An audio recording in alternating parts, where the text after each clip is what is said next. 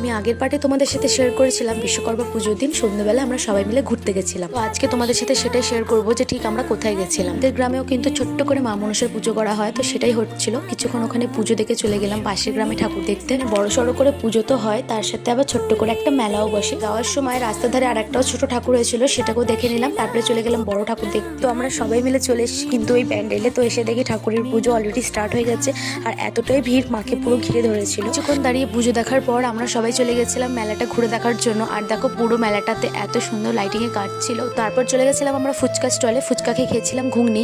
আর আজকে সবই নিরামিষ, যেহেতু আজকে আমরা আঁশ খাবো না তারই জন্য।